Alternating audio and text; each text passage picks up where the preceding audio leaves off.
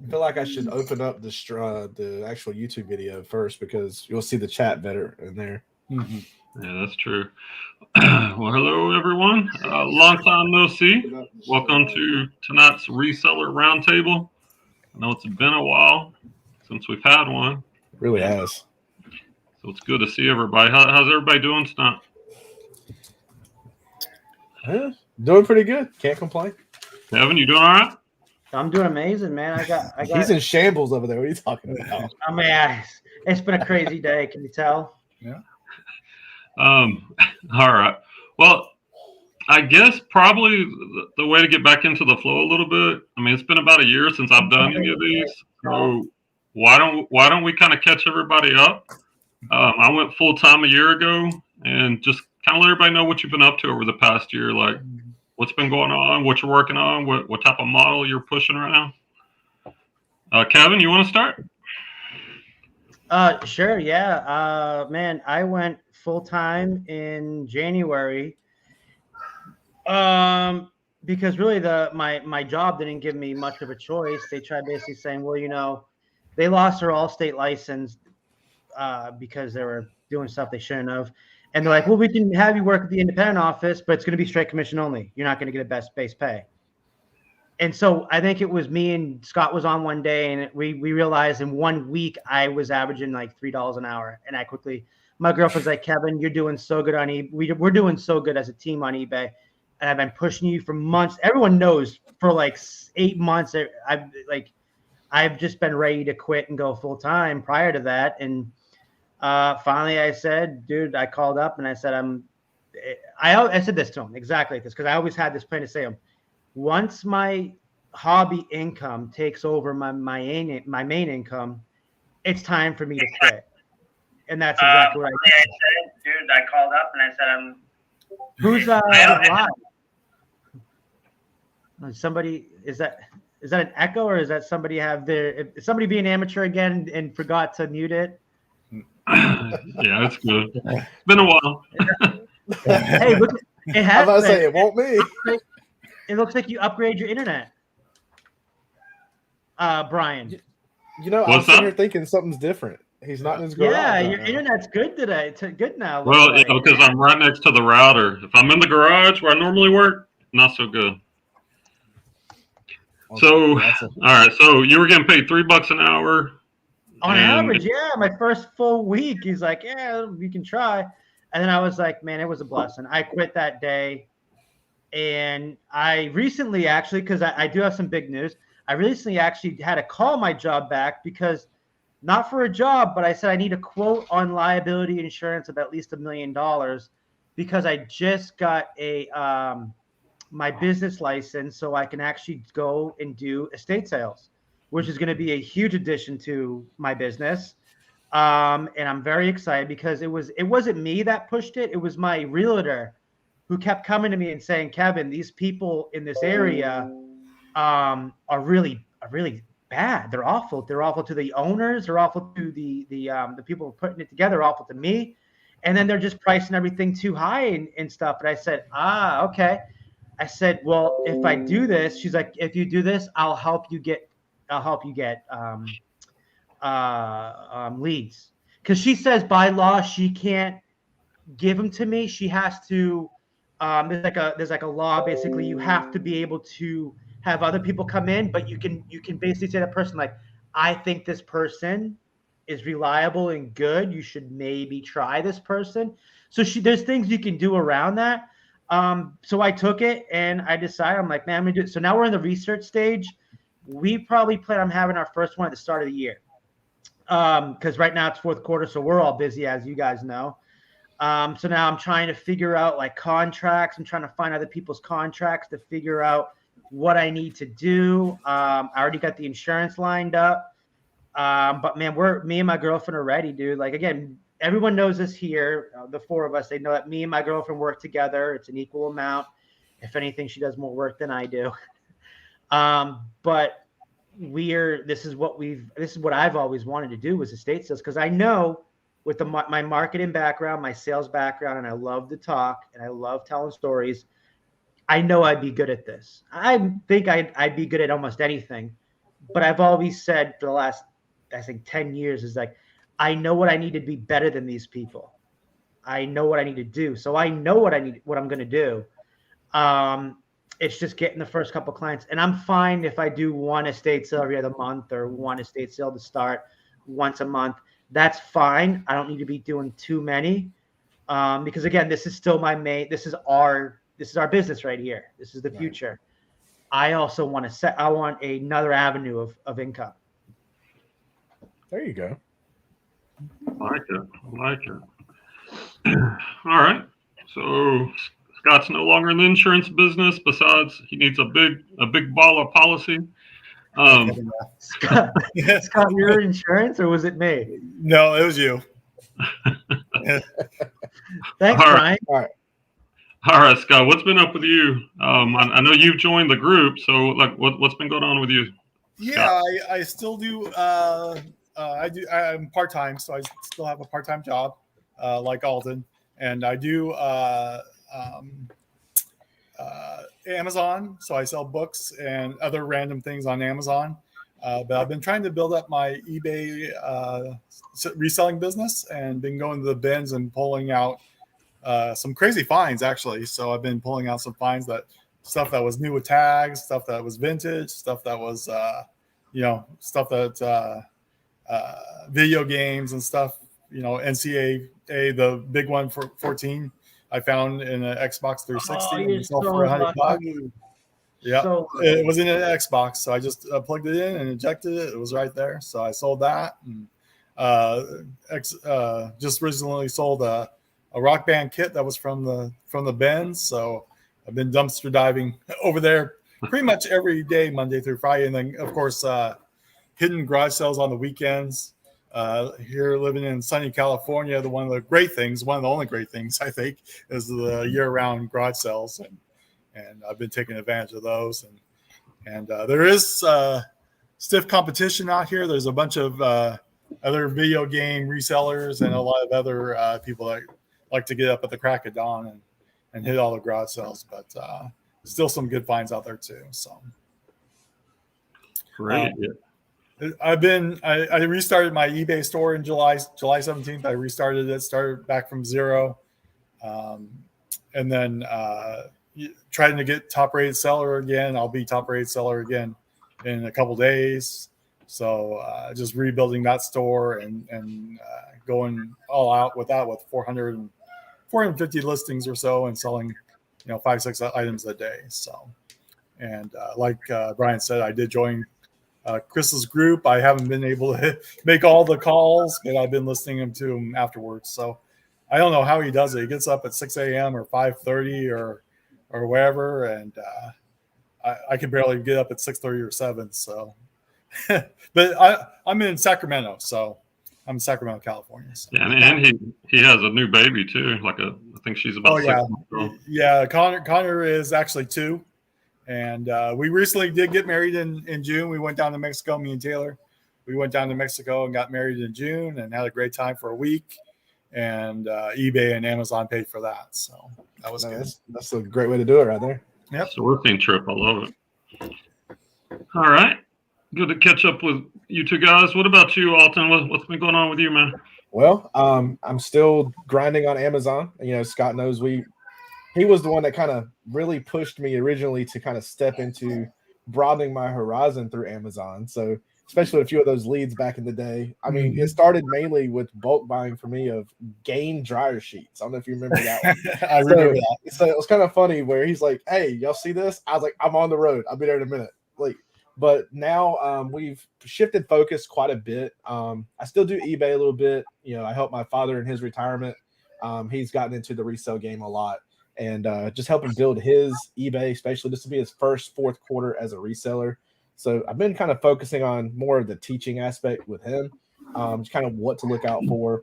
But right now I'm actually pushing my Whatnot app, so that we sell on. So if y'all know the Whatnot application, it's been kind of coming to YouTube quite a bit here lately in the resale community. But me and a few others who are actually approved to sell on there, we sell a lot of Funko Pops. We'll be doing a lot more other things soon, but little things like this. So this will be my find. So I won't have a sell to show y'all tonight, know like what y'all do, but I'll show it anyway since we're on the topic. This right here was a $5 Facebook Marketplace find. And this thing sells for anywhere between $120 and $140 if you can find this one. So there's the deals out there. So I tell you, the first little thing is you just gotta be patient and be always on the lookout. So I'm just always on the grind. So that's why you haven't seen no content from me, but we're working on that. So we're gonna get back to making some content soon. So all right, like it. So teaching your dad. That's one of the great things about reselling is that you can help people take this to whatever level they want to, and whether part-time, full-time, whatever. Absolutely. All right. Now, Well, let me see. How many listens does your dad have up? Right now, I mean, he's not been the last few weeks. Like I said, the last month and a half, we kind of taken a break. But in his first month, I was able to put him up to 67 listings his first month. And as someone new to it who is still learning, like I'm doing most of the listing part, but for him, it's more of how do you know what to source? How do you know or think it would sell? Like what gives you that idea that it would sell? And I was like, you got to look at the solds. You got to look at, just teaching them those basics that most people should already know by now. But he's just like, I just don't see how you would, just based off how many sold. I said, it's a mental game that you got to play of solds versus listed, and what's the percentage and what's the odds you're going to be the one to sell it. So it's just a game, and he's getting used to it. So I tell you, since I've become full-time, I've been able to hone down, like trying to figure out like every day, like, hey, what does eBay do with not what I list, but more of like throughout the day. Do they like it when I list everything in the morning? Do they like everything when I list during? I'm so weird, like an engineer brain. I want to know the science behind their algorithm, of course, for our advantage. But just like the beginning of time, once you figure it out, they change it all. It's so crazy. But I feel like when me and you talked today, Brian, that I kind of had a finger on the trigger of what they really like to have you do, which is like, I do a bunch of different niches. I know Brian does one or two specific niches, but mainly clothing. I do mainly clothing, but everything else too. I have golf clubs, Afghan blankets, everything, antiques. So I've noticed that if you're in one, like your specific category, say you do shoes and jeans, right? Brian, they like it when you at least list a couple of those items a day each. They tend to feed you those sales. So I've noticed, because I think like 40% of my business is blazers, suits, and sport jackets, right? So I notice if I go a few days without listing a sport jacket, I won't get a sale. But if I go a couple of days listing at least 3, 4, 5, 6 sport jackets, those sales trickling down for the next week. So I've noticed that also with tools. Like we have a bunch of tools I bought in a bulk lot, right? When I list these tools, they trickle in. If I stop listing them for a week or two, I don't get many. I'll maybe get 1 or 2 sales in a week, right? And I've noticed that it seems they don't want you to go outside of certain categories, and they'll give you a really good bump with sales if you keep inside those categories, which it sucks. I'm like a flea market. I sell anything because I believe anything is money, and I have that knowledge. So yeah. Well, I guess let me real quick recap, because I haven't been on here almost a year. Like September 16th of last year was my last day teaching, and I went full time as a reseller on that day. And I remember driving. I don't know where. I think I was going to the post office, and just the joy and kind of the terror too, because I gave up a sure thing to resell. And right around that time, I also joined Chris, Daily Refinement, his group. And that was at the same time that he was beginning to collaborate with Tech and Sports, where now they have a paid Facebook group. And I joined the paid Facebook group. And and I'm not trying to make I don't get anything from that, but honestly, that was the best decision I ever made. Because at that point I was selling everything, and I get the idea of the treasure hunt, and it's fun trying to find those bolo items, but if you want to be the best reseller, you have to kind of model yourself. It depends on what your goals are, but if you're just trying to make as much money as you can, you got to find the people that are making the most money. That's tech and sports. So after joining their calls, talking to them, learning from them, I then began to niche down. I guess, Val, to get to your question, because before that I was doing auctions, garage sales, antiques, everything. And I was probably making 5,000 to 6,000 gross per month on eBay, like last summer or the summer before. But once I started narrowing down, and I chose clothing and shoes because it's so easy to scale. And I did kind of go crazy. Like at one point, I had 3 virtual assistants. I had 2 people sourcing for me. But the truth is, I was not an expert in clothing at that time. And so right now I'm paying for that. I'm having to go through my old listings, which haven't sold for over a year, Right. and having to delist and relist and correct them. And so I got rid of all the VAs. I got rid of everyone. And now it's just me. And like today I listed 40, 27 live and 13 drafts.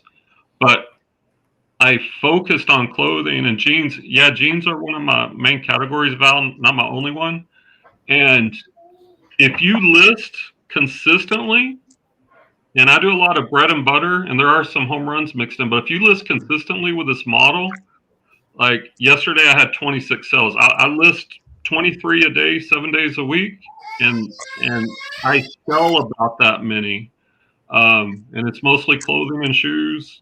And I'm pushing. Matter of fact, I don't know if you saw this, Scott. There's a guy in the group, David. He just posted his 90-day total of 50,000, and like he and I are like real close. We kind of started at the same time, and I'm pushing 50,000 also, and I never would have thought I could make so much money selling used jeans and other things. So that's kind of where I am. I do garage sales, and one little change, I will pick up small things. If I come across something that's worth, like I found a set of DVDs. Everybody loves Raymond, new sealed, for $1 at a garage sale last week. I picked those up.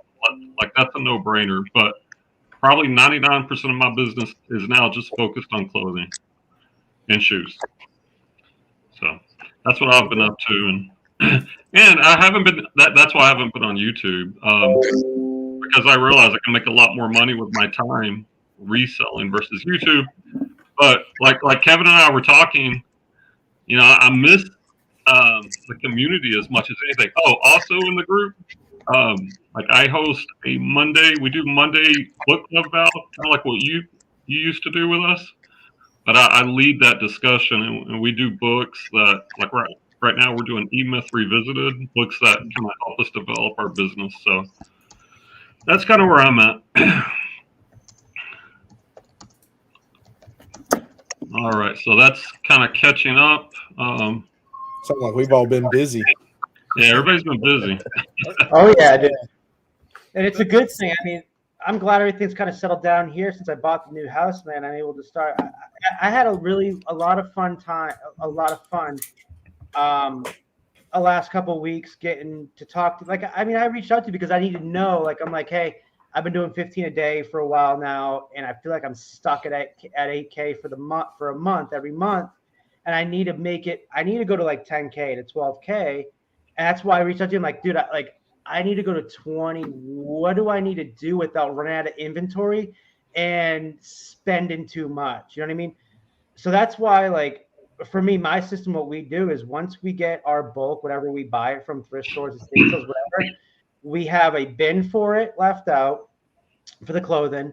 We skew it right away, and then we take everything from the receipt, and then we add everything up, or whatever the receipt says, divide it by all the items, and then we put every cost of good, we put down what that average was. And that has been really working well for us. And I feel like I work better with something like that, with a system. Because when I used to run my business before without my girlfriend, I was very disorganized. Like my brain gets. So like once she's very organization, she runs. So I feel like it helps me a lot more with motivation, 100%. Well, as Brian was saying in Chris's group, I didn't know my numbers before, and I'm starting to learn how to. And I think we're going to talk about this tonight, but what the fees on eBay are and how much something goes for. Because I pick up stuff at garage sales that only make a couple bucks, but I really wasn't making anything on it. And that's a good thing to know, is what you're making on each item and how much profit you're making for your ROI, I guess. So if you're going to the bins, you're getting stuff for a couple bucks. You could definitely flip that around for 10, 15, 20 bucks easy. And that's bread and butter stuff right there. So. Yeah, that's one of the good things about the group is, like, we spend a lot of times on really like studying the numbers, how to read the numbers, how to use all the tools, and that's all right. I think eBay, like, all right, here's another change. I used to cross list on a lot of platforms. Now it's just eBay. I do some replenishables on Poshmark and Facebook Marketplace, but my used inventory is only on eBay. And what I found is, if you focus your attention on one platform, you'll become a master of that platform. And instead of, like listing a pair of shoes on eBay, then cross-listing to multiple platforms, even using like List Perfectly, I timed myself, and it was taking about 40 seconds to cross-list to each platform. So if I cross-listed to Poshmark, Mercari, and Facebook Marketplace, there was 2 minutes. Well, the item sells, now I have to delist it from those other platforms. There's another minute or two. So I was wasting 3 to 4 minutes cross-listing on every platform. Well, in 4 minutes, that's about enough time to get a whole nother listing up. And one of the things I've learned from Tech is the thing that makes him, in my opinion, the best used clothing reseller on eBay is the volume. He's putting up 250 listings a day because he lists so fast. And if you keep listing the same things and you're selling similar off your own items, well, you realize it's just a volume game. Like when you look at retail stores, which stores are making the most money? It's Walmart.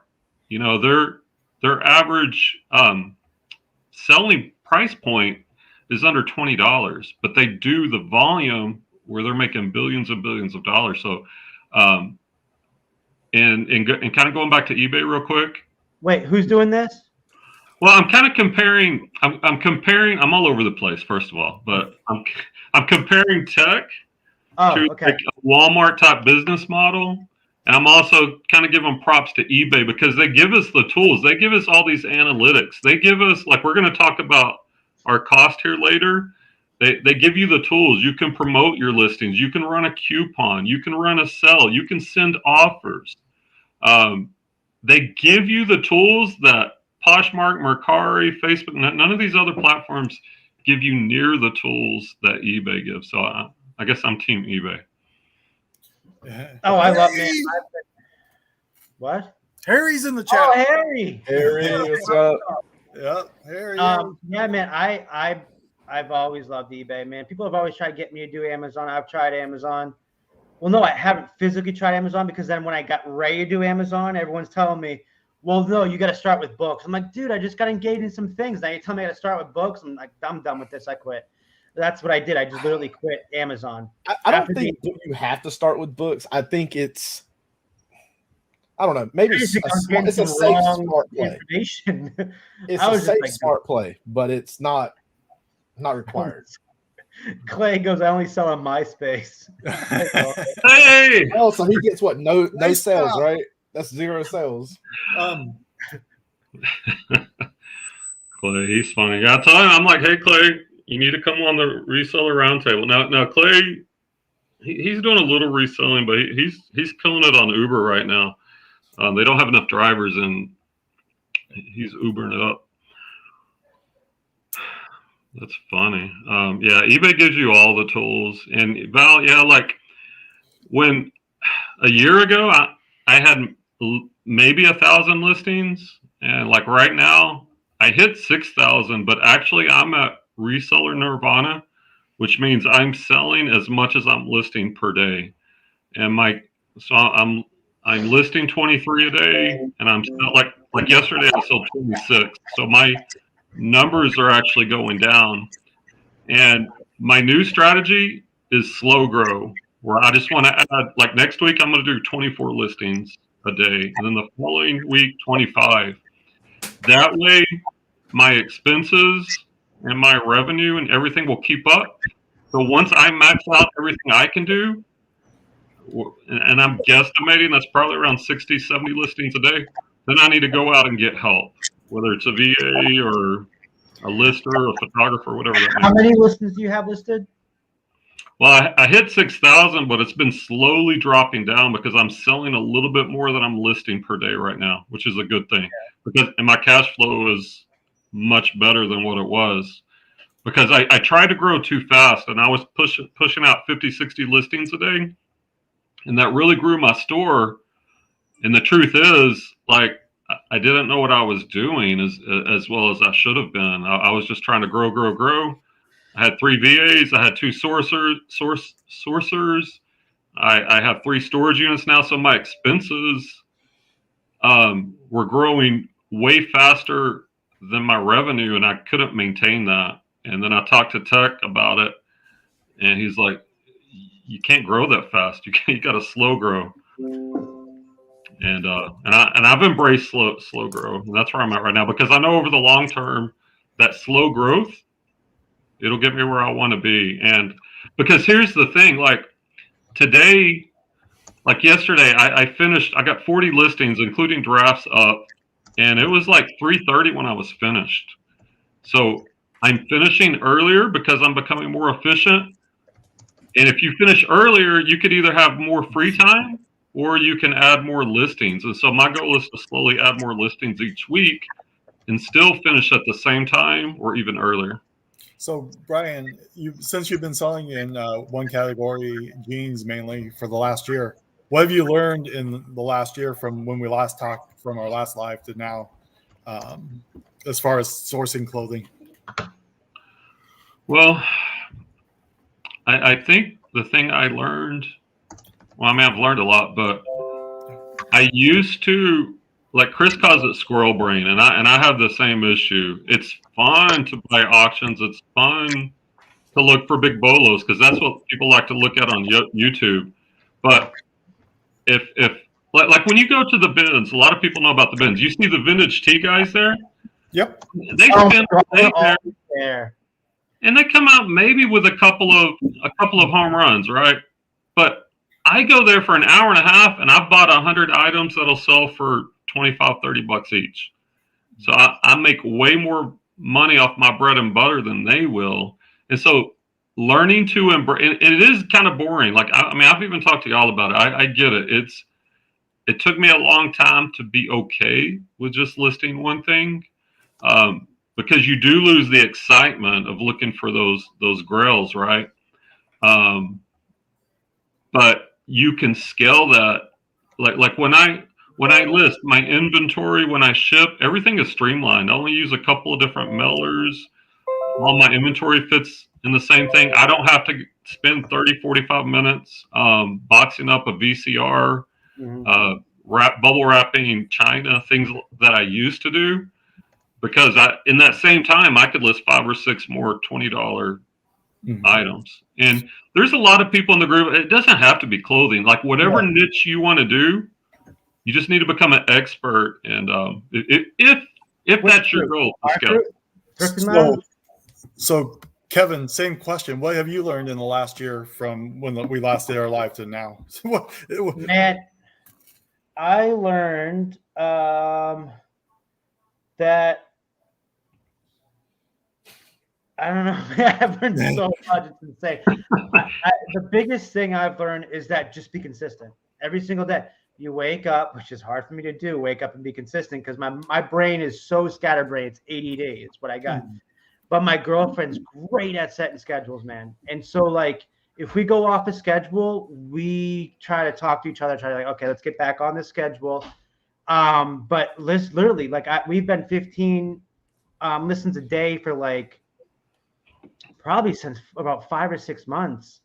That's why I said I think we need to start doing 20. We're at fourth quarter, and we need to make more than $8,000 a month, and that's what we. I feel like that's where they stick you at. If you do 15 a day, no matter how much inventory you have, I have 2,300 items. They give you $8,000 in sales a month, right?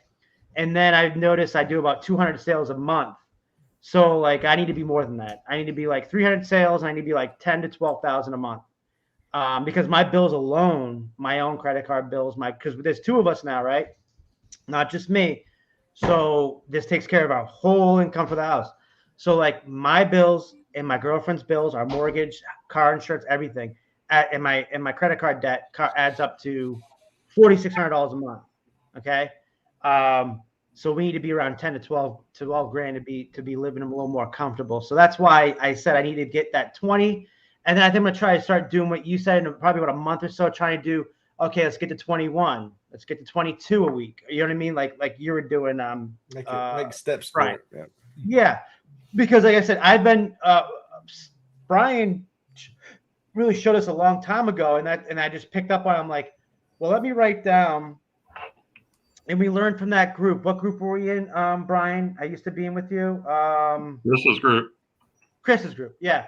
So I got back because I think I heard it in that group that time yourself to see how quickly you can get done with these listings. So I'm looking at my listings the first day.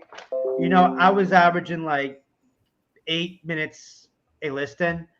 And then the second day I picked it up to like 8 or 7.5. Now I'm down today at like 7 minutes a listing. And so I'm getting faster. I'm getting better. So that's why I think that this 20 should definitely have no problem be doable. I noticed I was slacking off a lot watching TV, and my listings would take all day to do my 8, and she would do her 8 or 7 and get to 15.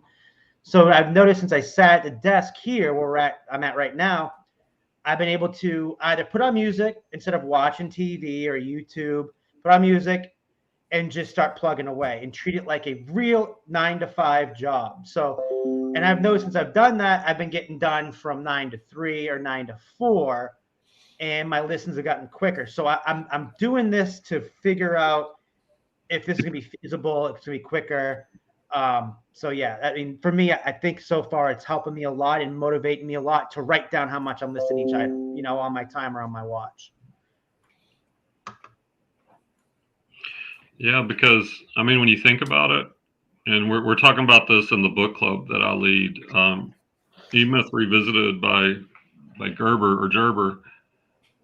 When he's talking about a business development plan, like that's a big part of it. You have to innovate. You have to try new things that you think may lead to better results, but you're not going to know if you have better results unless you can measure it. And so whether we're talking about listing time or if we're talking about expenses, like I think what Scott was talking about earlier, not really knowing your numbers.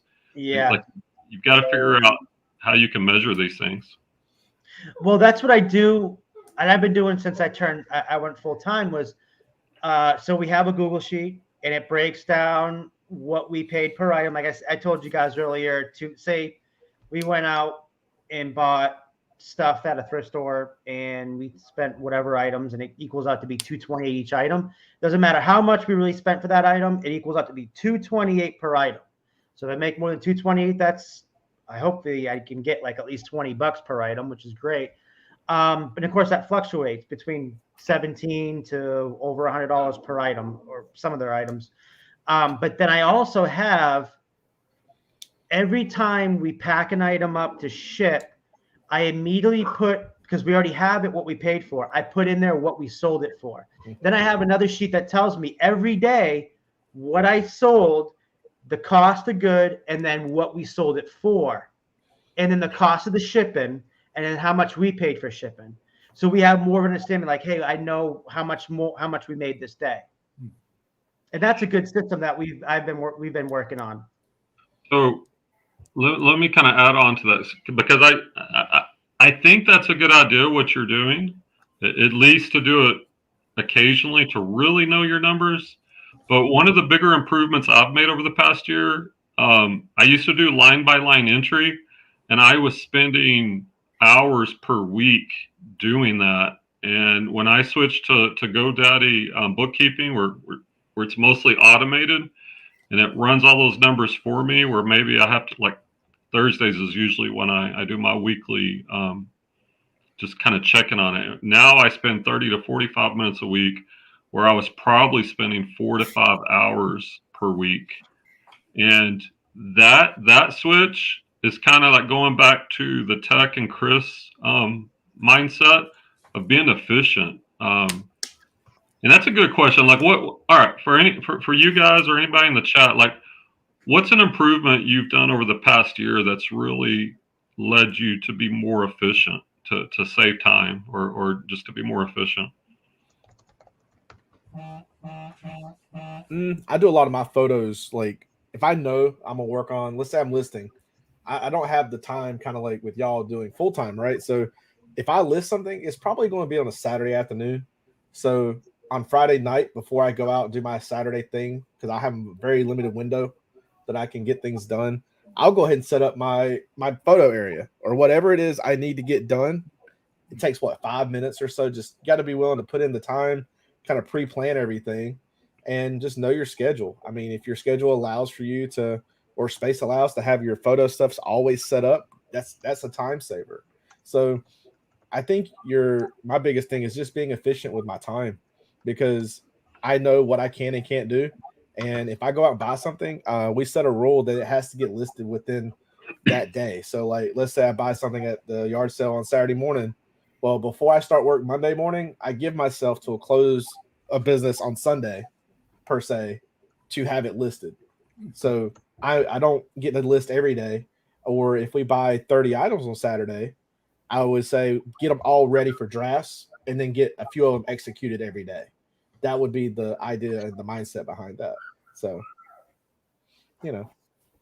that's just my way of looking at it. Like, I wouldn't want to list all 30 items in a day if I bought 30, but at least get them done. So all I got to do is open up the app and go list. Well, that's get them good. ready. Yeah. No, I think that's smart. And kind of, I think what Scott was talking about, like, for eBay, you don't want to list them all at one day, because eBay's built on consistent traffic. Like, if I showed y'all my sales chart on eBay, it's scary, like, how consistent it has become, because I'm listing the same amount every day, and it just gradually goes up. And my impressions, my views, my sales are very similar, because eBay, like, you can actually figure it out, like, because eBay gives you all this data. They give you the number of impressions, they give you your click-through rate, and then they give you your number of listings, and you can actually pretty much calculate how many sales you're going to get based off of that. And then from that number, you could say, well, if I doubled my listings per day, eventually my traffic would catch up. It's not going to catch up right away if you double it from one day to the next, but you can actually plan, like, how many sales you're going to get. Yeah, because I feel like since fourth quarter hits, I'm up to like an average of 6 to 7 sales a day by listing that 15 items. It's going to go up, obviously, once the algorithm kicks in and I'm doing the 20 a day. I'm hoping it goes up to like 10 to 12 a day. And I've noticed the last 2 weeks has been a consistent 250 to 350 a day. I want to bring that up to be like 500 to 600 a day. But I'm taking effect. I also sold that vacuum for $800. So that kind of balloons it. So I'm still trying to not include that and just talk real numbers, because like I said, like you said, consistency. If you're not consistent at anything you do, I feel like it doesn't become a routine anymore, and then you can kind of slack off. And I've noticed I've done that too sometimes, and I got to kick myself in the butt. But as far as everything else goes, it's the same thing with YouTube. You got to be consistent. So it goes in and out with, I feel like it's the same freaking algorithm. The more consistent you are with eBay, sales you're going to have, and they're going to be consistent with you. And the same thing with eBay. The more you're consistent with eBay, doing it on a routine, the more they're going to help you out. So it's so weird how it's an algorithm too. It's 100%. So it's weird how that works hand in hand. Clay has a question for you. Did the vacuum suck the crap? Yeah, this is pretty I'm good. dead. That's a mighty fine vacuum you got there. No, man. I did a storage unit. I didn't physically do a storage unit. I went there for some golf clubs. He was selling 3 a piece, and I got to talking because this is my job, and I like to talk a lot, obviously. And I gave him my business card. He says, "Well, since you you're local and you do this for a living, I have 2 storage units that I need to get rid of. Do you want to help me move it out? And whatever you want, we can negotiate price." And I'm like, "Sure." So I spent about $177 worth of stuff, including an Easton composite bat that I sold within 30 minutes for $100. I paid $10 for that. And then he threw in these 2 brand new in box Under Armour shoes and Adidas shoes. I sold those within a week for $40 each. Again, that was free. And then I got all of these. I should show you guys. I forgot to even mention that I got all of these: a Super Nintendo, GameCube, PS3, a bunch of Nintendo games. What? And then what else was in the box was a bunch of autographed baseball and basketball cards. That means you got to talk about the cards. So yeah, dude, it was insane. Look, this was also in there. That was for free. I already sold 2 of these games. I sold Pokemon Red Game Boy and a Pokemon Crystal. I think that was a Game Boy or Game Boy Advance. Sold the Crystal for $90, no box. And then I sold the Pokemon Red for $50, no box. And I still have this Pokemon Puzzle Game Boy, and then this Pokemon Pinball. But dude, those other ones sold super quickly. Those were free. He didn't even know they were in there. I didn't even know they were in there. And then the big thing though was that I found that they had, after we took everything out, he had 2 Kirby's, brand new in box, the newer Kirby's, right? He had a shampooer new in box that was in a storage unit, and then the Kirby vacuum alone. I sold the Kirby vacuum 2 days ago. Again, I paid $40, $20 for the shampooer, $20 for the vacuum. I sold the vacuum for $800, and then I have the shampooer up for $250. I couldn't go wrong. Like it's just, it's a blessing that we needed at the right time, because I mean, as you guys know, I got screwed in the middle of the year with eBay for about a month, which was nobody's fault. It was an algorithm with eBay. Talking about algorithms in the chat. Yeah. Clay should go on the stand-up comedy tour. You should come on here. Let's talk reselling. But no, so like that storage unit has just been a blessing, and that's just me asking the guy, just saying, "Hey, listen, you do this professionally. Do you want to pick these? Help me move. I've been having to get these out. Do you want to help me move it out?" And that's how it happens sometimes.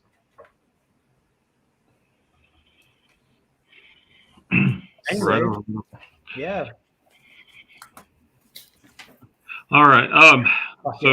So Kevin and Scott, y'all mentioned wanting to, what y'all want to look at, like expenses, or Kevin, you also mentioned a deep dive. What do y'all want to do next? Yeah, when we had that talk the other day, I was thinking, you say you go to 7.1 on your clothing and stuff.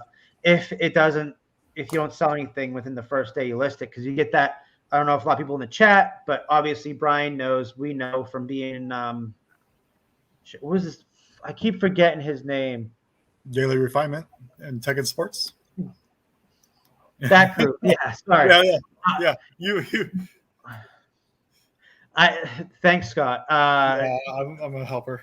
I don't know what type of helper you are, good or bad. So probably bad. Yeah. So terrible. But anyways, no. And you mentioned he does, or I think it was you mentioned that you do 7.1 instead of 7, which I always do 3.1 instead of 3. It just makes sense because a lot of people do 3. But that's why I was wondering, like, for clothing and everything else, what is it? Is it 10%, 13% with fees? I don't know. I even asked that question in my group, the Thrifting Lounge, and someone came up and said, if you have top rated seller, it's 10% flat rate fee plus 30 cents per sale. So then I'm looking at it, I'm like, okay, well, it's less than Poshmark. If I do 7.1%, I'm still sitting at 17.1. So I'm doing half and half. I'm not listing. I'm not doing any promoted listings, or I'm going to do the 7.1 and try it that way. Because I've been so stuck at 3 that I went to 4. Now it just seems like everyone keeps ballooning up the average per, promoted listing to 7. Now we're at. So I'm going to go to 7.1 and see how that works for a little while. Well, and I don't think there's there's not a one size fits all answer for that question. I know like Tech and Sports does 10%, but he makes so much he does it right away. I was doing that for a while, but then I started to test it because my thought is, well, you get a natural boost when you list an item. So I don't promote right away. So I'll wait. It's part of my routine. I'll promote things that are over a week old. And for clothing, I'm doing 7.1%. Because I've kind of played with the numbers. I went over the past year, like I started at 1%, and then I moved all the way up to 10% over the course of a year to kind of see like what it did. And to me, like there wasn't much more gain above 7%. Like it wasn't worth the extra fees I was paying. But then it depends on like, well, how much are you getting the items for? What are your expenses? How fast do you want to sell the items? Like there's so many variables. Do you want to wait? Yeah. This is the question I have because I've been sending 10% coupons off to people. Oh, I do 15. Yeah. I did 15 too. I did 15 too, but that's 15% like you use for promoted listings. I don't know. So, but I've been selling stuff with the coupons and not so much with the promote listings. Well, my promote listings are selling too. I feel like those coupons have been such a blessing in disguise, man, because I have a store coupon, just my store only. So when you go to my store, it says Thrift 2021, 15% off. Mm-hmm. Well, some of these people are smart enough, and I didn't know this, when they go to buy the item, they also add the other discount. That's another 15% coupon. So some people have been getting 30% off of the already 40% off sales I run every day. Oh, they're stacking coupons. Well, yeah, but they're stacking coupons. Thanks, eBay. But no, I tell you, I'll do that. That's fine. I'm still making a really good profit. Yeah. But should I be promoting everything at 15%, not giving the 15% to the customers? I just do. I usually do 3.1 to 4.1. This is my old school way, but I'm going to be moving up to 7.1. But if I see I have an item, because I think this is how it works too, because you're only allowed one listing per page. Like if you have a Laurel Piana suit, you're only allowed that one listing. You can't, no more can you do double listings where you get the promoted listing, you get the non-promoted listing, you're in the same section. It's only one. My thing is, if it doesn't have a good first day and what it looks like views, then I do my promoted. If it looks like I have a good first day, like usually 40 and above the first day, I watch it for the following week. And if it's consistently going up, I'm not promoting that item, because I feel like if I promote it and there's already a bunch of people promoting it even above 7 or 10 people, some people are insane. They'll do 20 because they just don't know what they're doing and they shouldn't be on the freaking platform. At that point, we should just just throw people off the platform or doing that shit, because all you're doing is you're giving money to eBay and you're feeding their brain to do more fees. So what I notice is if I don't do, or if I do a promoted, sometimes it's even worse, because if I'm at the top and I promote and it's not a high promote, boom, I'm going down. That's how I'm pretty sure that's how it works. If you have a good start, because no matter what, on every top 10, you're going to have 5 promoted and 5 non-promoted in the top 10, right? So I want to be a non-promoted because I want to get all my I don't want eBay to have my fees. The best bets being non-promoted on the first page and then one of the top 5 or top 10, right? But the thing is, if you promote, there's a really good chance that you're not even going to be on that first page. You're going to lose your first page if you promote. Well, if you think about it, like, so when you go to a store, just say you go to Walmart, right? And you're going to go get like hamburgers and soda, whatever you're going to get. As you're checking out, they have all the candy there, right? You didn't go for the candy, but you may see some candy that you like, or a toy or cards or whatever. that is eBay's promoted listings. That's their version. Like they're throwing our listings up to people who are searching for similar things. That's not what you exactly asked for, but it's going to show up in a certain, like, promoted does not convert as well as organic, but if you get enough of it, you're going to get some sales from that way. So, like, somebody in the group, like I from my daily accountability, I take a screenshot where I take a picture of my number listed daily and some other data. And somebody was asking me questions about promoted versus organic. Like yesterday, I think I had 58% of my sales yesterday were organic versus like 30 or 68 were organic and 32 were promoted. And he was asking me, he said, because most of his sales, like 80% were promoted. And he's like, well, how come? I'm like, well, I don't promote my listings right away because they get a natural bump from eBay because it's a brand new listing. I'll wait a week, and then if it hasn't sold, I'll go ahead and promote it at that point. And when I made that change, my percentages began to change a little bit. So I don't know, and it's hard, like what Scott was saying. There's so many variables. Like, is it better to promote at X%, not do this, do that? And I think the answer is you've got to experiment with all this stuff. Yep. and try it and see what works. And it's going to be different too, right? Like if you're selling an iPhone, that you're not going to have to. Certain items are going to sell faster than other niches. Mm-hmm.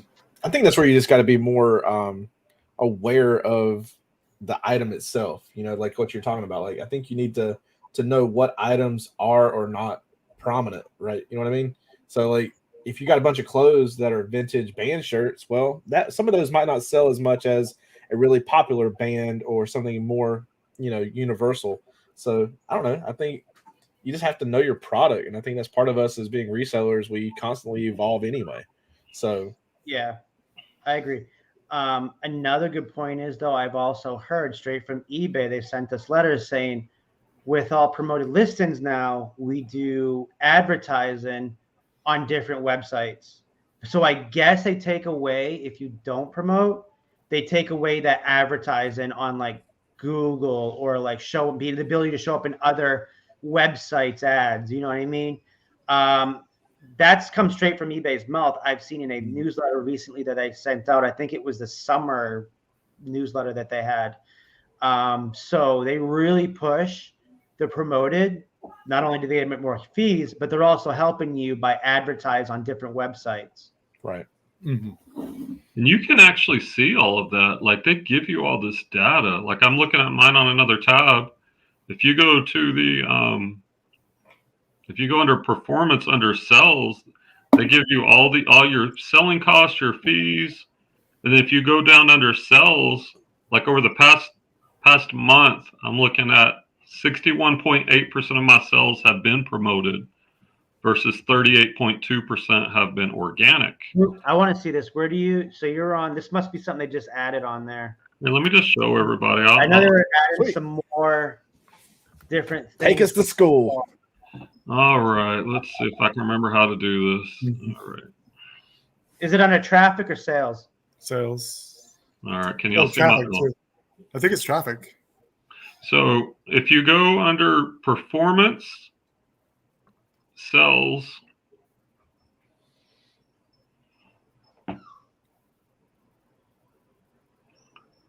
like it'll give you like here, let's just go over this data. It'll give you your total sales over the past month, taxes and fees, your selling cost. It even gives you the percentage of your selling costs. Like my costs are 37.4% of my total sales. Your net sales, which is your gross minus your selling cost, your number sold, your ASP. You can see I don't do any auctions, but this is where it gets cool. This is a new one. This buyer insights, because eBay is pushing. They want us to get repeat buyers. They want us to spend time developing our store, to do coupons, and like you could see, I'm at almost 3% of my sales were from repeat buyers, and that's a really good. I mean, I'm not saying that percentage is good, but that's a good thing to track because that's what we want. If we can build a base of repeat customers, that's only going to help us in the long run. And then if you come under your total sales, they give you where is it? You had how many repeat buyers? 2.8%, 16 total. Oh, here it is. So they give you all sales right here, but then you can click on your promoted listing sales, and they give you this data. Like almost 62% of my sales were from promoted listings.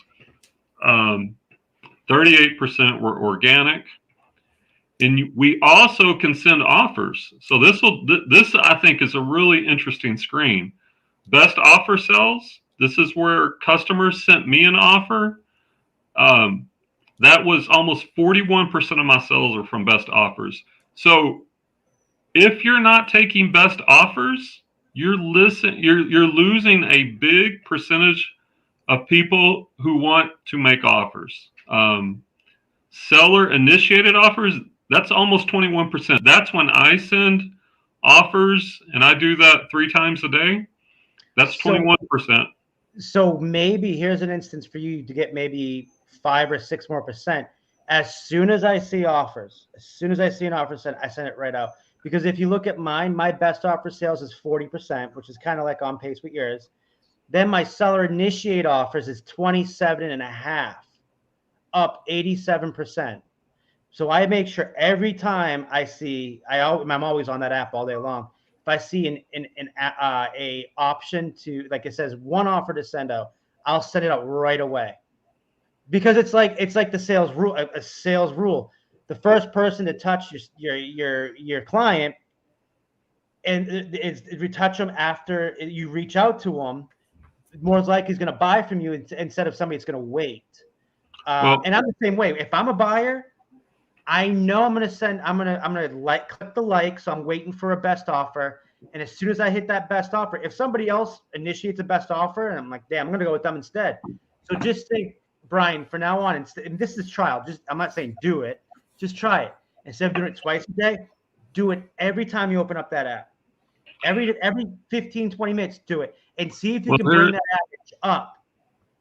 But here's my thought. Now, I agree with that. And eventually, I want a virtual assistant that's all they do, because I agree with you. But there is a cost to that. Like if I'm taking photographs or doing measurements, or if I'm listing, I don't want to stop what I'm doing every time I get a notification or to check the number of watchers, because every time you stop what you're doing, you're losing your momentum. And when we were at Atomic Habits, like there's a stat that James Clear quotes that every time you switch from one task to another, like it costs you 20 to 30% roughly. I don't know the exact number, but somewhere in there of your time for your mind to get back into the groove it was in. So being herky jerky like that, I think I wouldn't be as efficient. So I'm trying to balance efficiency with all that too. But I mean, I agree with what you're saying, but if I'm constantly doing that every couple of minutes, then I won't get as many listings up. And ultimately, I think I'd rather get more listings up, because I think that's the ultimate key. I'm lucky. I have a coworker, my girlfriend, who does the pictures. So I'm able to do that. Like, that's why I'm always on my phone doing that, because I'm able to do that. Unfortunately, how much are you paying your coworker? Half the bills. Well, we may have to hire her. We'll give her a raise. She is phenomenal. Dude, I can't tell you how many messages I get from eBay customers. I've never seen it. That always says, dude, I have no clue how you pack this item, but you could literally drop it off a roof and it won't smash. That's how good she is, man. It's insane how lucky I have in her, man. She's literally the driving force of this business. And I'm like just the person that lists and finds this stuff to sell. It's such a blessing to have somebody like that, to have two people. It's not everybody can do that. It's really hard. But I wanted to go back to what you said about promoted listings. So my promoted listings are 37.4. but my organic is 62.6. That's up from 23% last month. And I think what it is from not promoting right away. Yeah, I'm looking towards more doing the 7.1, because if you're doing that, what was it, 67% unlisted, promoted, that's a no-brainer. I should be promoting more than the 3.4% that I'm doing. and it's hard to answer that because, like, if you don't promote anything, obviously you're going to have more organic. But the bottom line is we want more sales. So it's like trying to find that sweet spot. And I've even been toying with like, and what I may do eventually is like right now I promote after 7 days. Maybe next month I try promoting after 14 days. And what does that do for my percentages? And more importantly, but if my percentages get more balanced, but yet my net sales drop, well, then that's not a good thing to me. So it's like, yeah, that's true, because it says my bottom line has gone up. My selling fees have gone down 10% since last month. So it has to be me not promoting certain items. Yeah. So like, obviously, if I was promoting more last month, I was down 10%. And if I'm promoting less, I'm up, my money wise, up 10%. Yeah. And eBay actually reached out to me. This was a couple months ago. Like they're now doing a pay per click. Oh, and God. When they were doing the beta, they asked me if I wanted to join in on it, and I would have got like a 50% discount. But I'd already talked to Tech about this. Like he was like one of the very first people that was in the beta. And for one-off items, he said he had zero sales using the pay per click. I believe it, dude. It's just for like people that like Walmart sell, like Walmart itself can sell on eBay, or like whatever, those main companies can sell on there. I think that's exactly who they're trying to get. I think they're trying to get more fees from those type of sellers, like Reebok's on there, Puma's on there. I think if you're selling new items, because when you're selling brand new items, there's no differentiation between what you're selling really other than price and maybe shipping. So if you're competing with 100 different other sellers for the same SKU, well, then that would really come in because you'd want to show up higher. But if you're doing one-offs, like I think we mostly are, well, you don't have as much competition. Like earlier today, I listed a pair of vintage Levi's from the 70s. Pretty cool. By the way, $1 pickup at a garage sale. I think I got it listed for like $89.99. But there are only a handful of those available on eBay. So it wouldn't make any sense for me to do pay per click, or even for that matter, really to promote it that much. Yeah. Well, it's not so really, rare.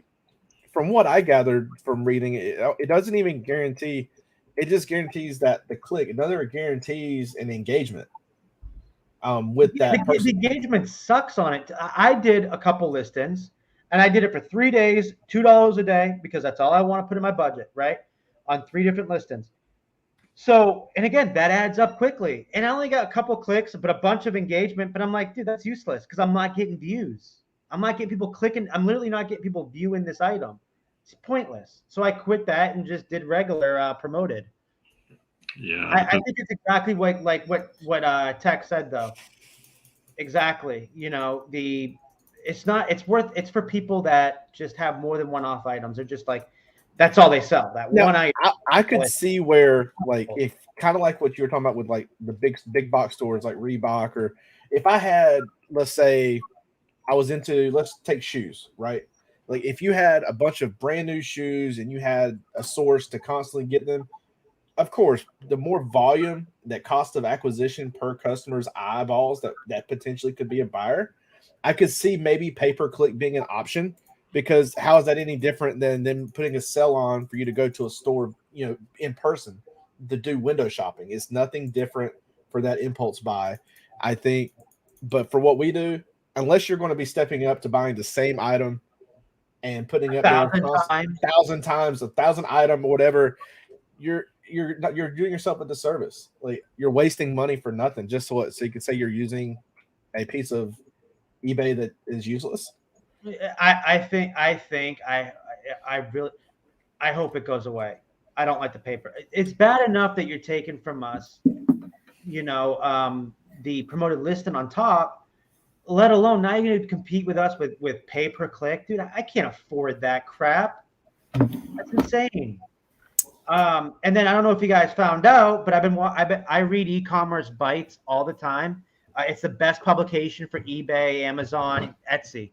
And they mentioned that eBay snuck in a new patent for compete in best offers. So no joke. It's a patent eBay just did. That's dumb. I can pull up the article.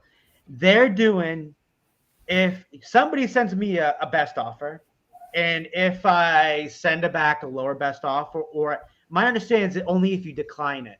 If you decline that best offer, but I may be wrong, decline that best offer, they will send that same, instead of that customer sending back another offer, they will send offers to that buyer for that item, and actually undercutting us even more. It's bad along that if you scroll through your listing on mobile, it's filled with, between your description, your item specifics, it's filled with other people's items, and then you go below it, it's filled with other people's items. It's insane. Right. Dude, they don't want us to sell.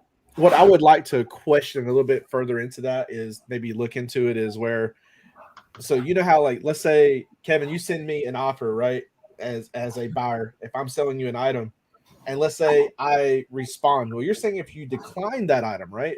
Well, when you send back an offer, a counter, you effectively have declined that offer. Does it use that as a decline as well? Well, that's what I'm saying. You have to read the article because it shows it in the eBay listing that it shows it as a decline because you can never go back. Yeah, it's still a decline. They don't view it. They view it as engagement. Like I never decline an offer because that's telling eBay that you don't want to do business. If you're countering offer, that's not a decline. That's just saying that's not going to work. But what about this? You're still engaging with a customer. And, same thing with messages. Like, I think eBay is looking to see if as Tech would say, is your store on? Return those messages as soon as possible. Never decline an offer, even if it's a low ball offer. I will never. Like, we could go back and forth all day until we max out because guess what? That's telling the eBay algorithm that this listing is getting engagement, that people are interested in it.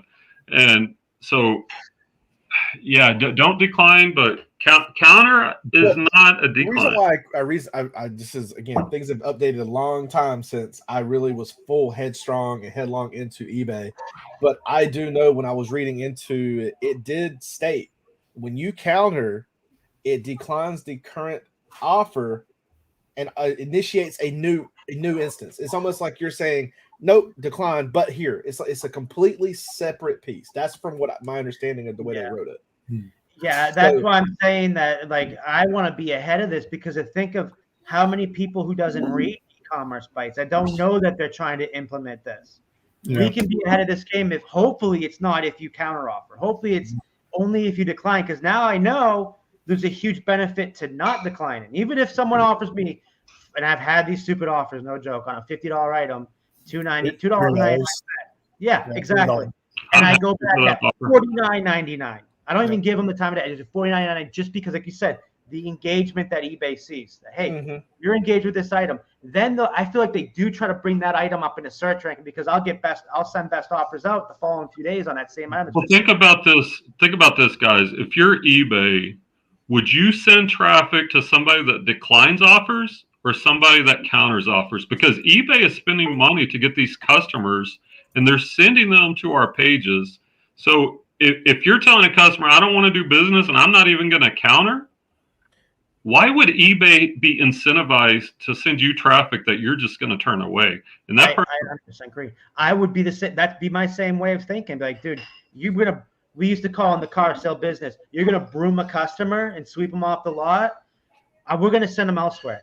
That's why I'm hoping if we can get ahead of this, that might be benefiting us right here for everybody that declines offers. You know me. I've always been that one that plays devil's advocate, right? I really hope that submitting that counter offer is the one there. But, like, I just remember reading it and I'm like, it always stuck with me. When you mentioned that earlier, I was kind of thinking, but didn't they say that when you submit a counter, it auto declines the previous, so it can initiate a separate instance for an Oh, offer. 100%. Yeah. So like, you know how you have 4 declines now? It used to be 3 declines. Now it's 4 declines. And if you try to counter offer once and it resets the whole thing. Yeah, I agree, man. I don't know why they even care so much to add all that much stuff for the decline. But I don't see how it should delete anything out. Like, hey, listen, if you piss me off after the 3rd offer and you're doing the same price, I'm gonna have to decline it because I know you're not gonna purchase this. Yeah, Right. I think Niche Lady hit it on the head. Just program. Technically, yes, but as far as the negotiation, it's still in place. Yeah. Yeah. So I have to get going, guys. The house is getting crazy. I don't know if you can hear it in the background, but I guess we're gonna do this weekly. Yeah, Thursday nights, man. Okay. All right, yeah, we'll do it next Thursday. Well, do we want to decide who's hosting it next week? Kevin, did you want to? Scott? I haven't done one in 8 months. I don't mind hosting it if you guys want to host it. If you want me to host it, that's fine. Okay, let's do it. Yeah, let's do that because we are considering turning this into a more accessible podcast. Yeah. So, and it would give me some time to work with you on how we can pull that audio. Yeah. So what we want to do is, and if you want to do this weekly and for the podcast, because again, just like Pure House of Podcast, they weren't known on YouTube. They got known on podcast, and then they sent it to the YouTube channel. So that's what we're hoping. I've been doing this for a long time. I'm just like eBay. I'm always trying to learn these stupid algorithms. But it's gotten a point with YouTube, I could care less anymore. I just want to have a good time, and I've always wanted to do a podcast. Sweet. Since 2014. So I think what we'll do is we can rip the audio from YouTube, download it, and then work on getting it nice. We just need you two to get a microphone so we can have better audio. Okay. And then Clay, because I'm going to go down to Dallas in a couple weeks for the Cowboys game. So he wants to know when I'm coming down. I don't know yet, but I'll get that this week when I get down to Dallas. So, yeah. Well, and to answer Niche Lady's question, like why would they give you an auto decline if it counts negatively? If you think about it, eBay gives us lots of tools, and we have the freedom to use them however we want. But what are the optimum ways of using them? Like there are advantages to auto decline and auto approve. Obviously, it saves you time, so that's an advantage. But then I guess you got to ask yourself at what cost. So to kind of go into a little bit, I do think, and I might be wrong, so I'm going to have to go verify. But from what my understanding, what auto decline is, it's never a submitted offer. So like it protects you as a seller. You'll never really see it. Okay. So it auto blocks them. So it's never been a submitted actual offer. I feel like eBay gives us only a certain amount of chances during the day. And they say, okay, because if you ever notice, if you do a best offer right away, sometimes you get another sale. Well, I can do my traffic chart, and I can tell you within a couple of hundred views, my average views per day is around 1,100. Sometimes it's as low as 900, but up to 1,300. So I'm only going to get X amount of views, and it's my job to convert as many of those as I can. And if I have auto decline, I guarantee you I'm converting less sales. Yeah, it's like I always say chances. How many chances are they going to give you to decline that? How many chances are they going to give you throughout the day? And then just say, hey, listen, you haven't done crap today. I don't know if we're going to send you anything right now, you know? But that makes sense too, though. And it also sounds like everyone's saying podcast. They all like. I feel like I like podcasts too because it's not on live, and you can just put it in the background and listen to it. Mm-hmm. I got YouTube Premium, so I think I can download the rip down the audio and work it from there, which would be no problem. And Niche Lady says I'll be face to face with some eBay execs next week. I'll see if I can get some info on the offer. That's great. Hey Niche, I know you're in my group, but how do I know you? Do I know you from the past, or did you just stumble upon that? Because I put it in my group anyways. I would definitely like to figure that out. Because I'm sure I'm hopefully I know you. I know a lot of people. And then she said, I think it varies based on what you sell also. Danny, oh my God, how you been? I haven't talked to Dan, man. I haven't talked to you in about 7 or 8 years. We got to catch up. We gotta go. Bye. Bye, guys. I can't believe you came in. I haven't talked to you, Danny, in a long time. Danny is very high up. She's been doing this for a very long time. And if anybody can get answers, it's her and Kathy Terrell. Those two are they've been doing eBay since basically it started. So yeah, if anybody can get answers, it's them. And I'd love, Danny, I'm starting to do YouTube again. I would love to hang out with you and have a talk, maybe do another interview with you and catch up, or even just do a private hangout. It's been so long, and I haven't seen you forever. All right. So we're all right, fellas. All right. So next, by the way, like, subscribe, all that good stuff, I guess. Next week, next Thursday, around the same time, we'll be on the Thrifting Lounges channel. Yeah. And then us guys, we can talk behind the scenes a little bit more about trying to get the podcast up and rolling. Definitely. I'm very excited about that because I've always, since 2014, I've been wanting to do a podcast. And a lot of us feel more comfortable doing a podcast instead of a live face-to-face YouTube video, because some people are self-conscious. But I mean, I think that's a good way of how people do podcasts anyways. I'm just rambling. Sorry. Well, I mean, I think a Pure Hustle podcast that they're both kind of overlapping. I think that would be maybe the best of both worlds, but we can talk about it. All right, guys. Well, thanks for everybody that came out. It's been a long time since we've been on. It's good catching up with some people we haven't seen in a long time. Yeah, definitely. 100%. I'm glad it's nice. All right. So we'll see y'all next Thursday on Kevin's channel. Everybody have a good night. All right. See y'all. Peace.